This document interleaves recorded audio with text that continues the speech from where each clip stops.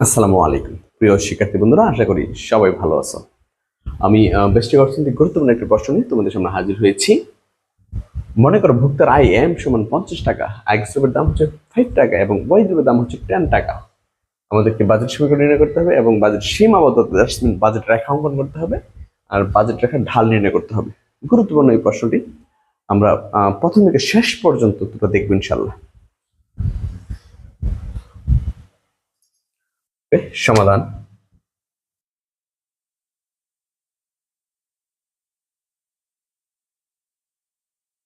এক। আমি শুরু থেকে লিখে নিব যে দেওয়া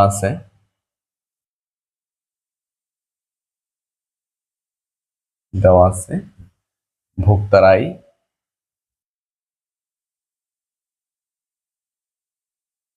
এম সমান 50 টাকা, এক্স দ্রব্যের দাম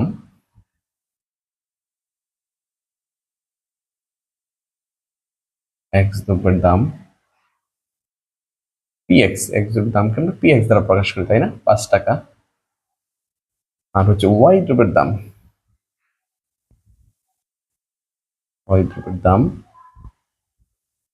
পিওয়াই দ্বারা প্রকাশ করি আমরা, সেটা হচ্ছে 10 টাকা। বাজেট সমীকরণ বলছে, অতএব বাজেট সমীকরণ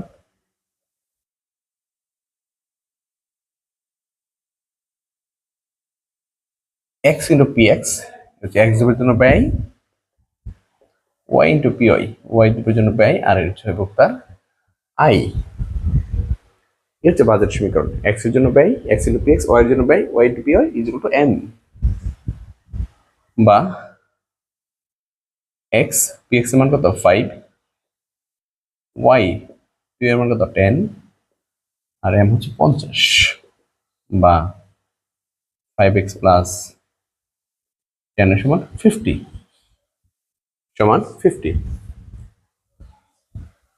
ওকে, এই হচ্ছে তোমার বাজেট সমীকরণ। দেখে দিতে পারি যে অতএব বাজেট সমীকরণ 5x প্লাস 10 সমান 50, এই হচ্ছে বাজেট সমীকরণ। ব্যাস। এরপরে বলছে বাজেট সীমাবদ্ধতা অঙ্কন।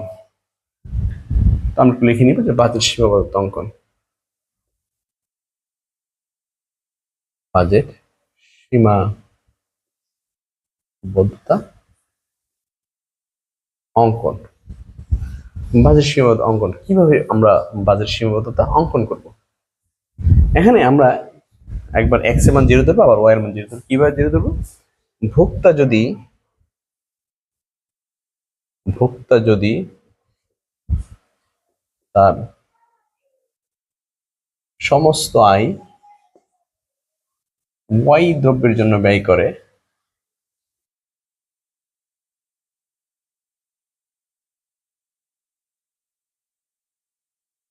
ভোক্তা যদি তার সমস্ত আয় ওয়াই দ্রব্যের জন্য ব্যয় করে, তাহলে এক্স দ্রব্যের ভোগের পরিমাণ হয় 0। ভোক্তা যদি তার সমস্ত আয় ওয়াই এর জন্য ব্যয় করে, তাহলে এক্স দ্রব্যের ভোগের পরিমাণ হয় 0।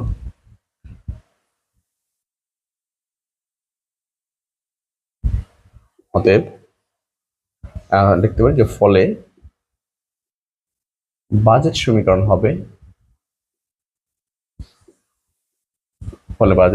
হবে 5x গুণ 0 10 50, বা 10 সমান ওয়াই এর মান 5। ব্যাস, ওয়াই এর মান 5 পাইছি। আবার ভোক্তা যদি তার সমস্ত আয়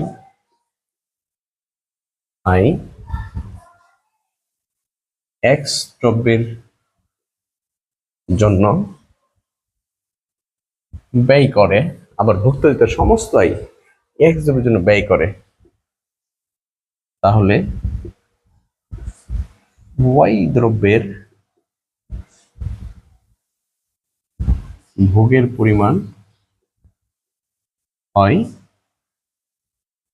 0। আমার ভুক্ত যদি সমস্ত আয় 1 জিরোর জন্য ব্যয় করে তাহলে ওয়াই দ্রব্যের ভোগের পরিমাণ হয় 0। ফলে বাজেট সমীকরণ হবে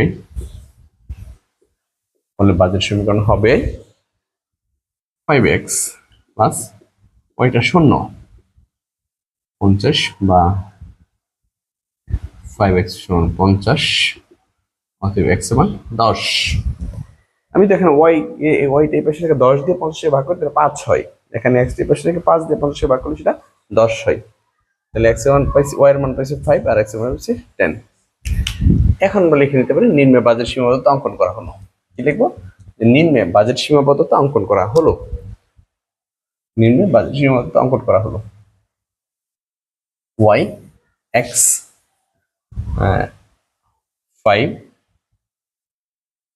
10 5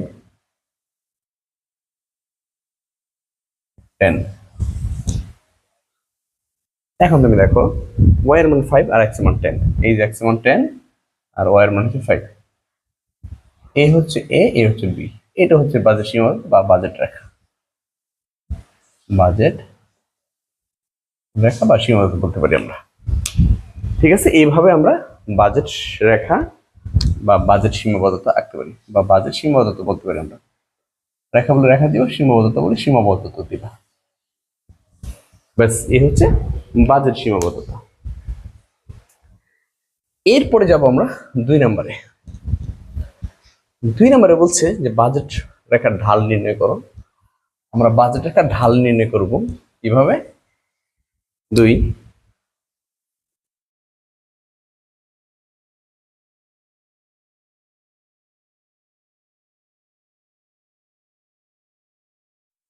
লিখব যে বাজেট রেখার ঢাল নির্ণয়। লিখব যে 1 নং হতে প্রাপ্ত বাজেট সমীকরণ হলো 1 নং হতে 1 নং হতে প্রাপ্ত বাজেট সমীকরণ হলো 5x প্লাস 10y সমান 50।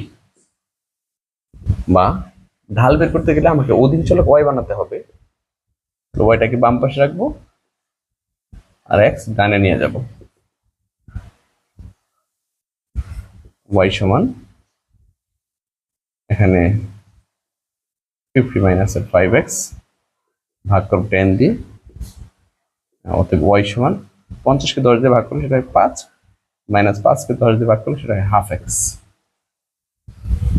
ঠিক আছে, আমরা 50 কে 10 দিয়ে ভাগ করি, এই 10 কিন্তু 50 এর নিচে আছে আর 5 এর নিচে আছে, তো 50 কে 10 দিয়ে ভাগ করলে হয় 5 আর 5 কে 10 দিয়ে ভাগ করলে হয় হাফ। অতএব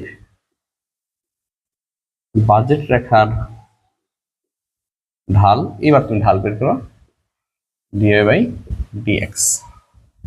বাজেট রেখার ঢাল dy বাই dx সমান d by dx 5 minus half x minus এর হাফ। এই হচ্ছে বাজেট রেখার ঢাল। আমরা অন্তর্গণ করলাম কার সাপেক্ষে? x এর সাপেক্ষে। x এর সাপেক্ষে x অন্তর্গণ করলাম, x এর সাপেক্ষে এখানে x নাই, 0। তুমি যার সাপেক্ষে অন্তর্গণ করবে এই চলক না থেকে 0 হয়ে যায়, তাহলে x এর সাপেক্ষে অন্তর্গণ করতেছি, এখানে x নাই, 0 হয়ে গেছে। x এর সাপেক্ষে x অন্তর্গণ 1 থাকে শুধু হাফ। এই হচ্ছে বাজেট রেখার ঢাল বা বাজেট সমীকরণের ঢাল। আমরা এইভাবেই অঙ্কটা কমপ্লিট করে নেব। আশা করি সবাই খুব ভালোভাবে অঙ্কটা বুঝতে পেরেছে। আমার ক্লাস যদি ভালো লাগে তুমি তোমার বন্ধু বান্ধব সবাইকে আমার অনলাইন ক্লাসের বিষয়ে শেয়ার করো। ভালো থাকো, সুস্থ থাকো। আসসালামু আলাইকুম।